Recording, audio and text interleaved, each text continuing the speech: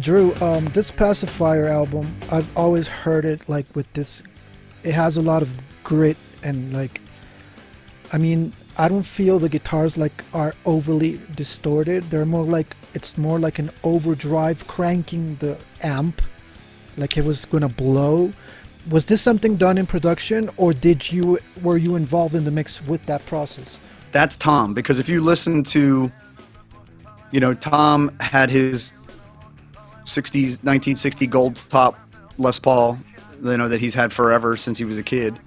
And Tom was always he liked Ibanez Tube Screamer for just as a drive pedal, not crazy, just like some extra push in front of the amp. So it's that green, the green Ibanez Tube Screamer. TS9, yeah.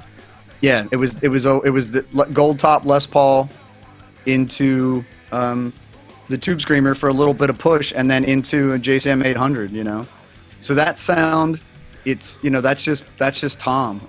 He always sounds like that. I mean, like if you listen to any of the record, that they it's very similar. He has a very distinctive style and pick technique, and he's very precise. I have some video actually of us making Violence where you can watch him play, and he's super intense, super intent on what he's doing.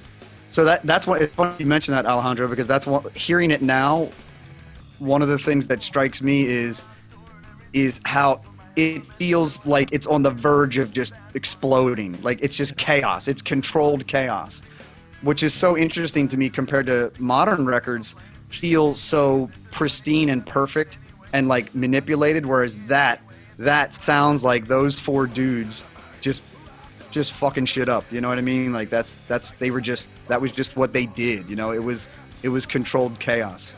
To me, it seemed, that's what I hear.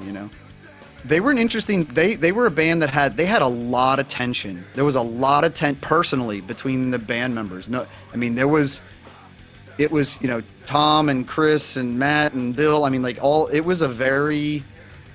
were all very different personalities, all sort of stuck together, and there was a lot of tension, but for the better. Like Chris, for example, as the drummer, he played a major role in quality control. Like all of the interesting rhythms, like his drum parts are utterly unique. He plays like no one else, and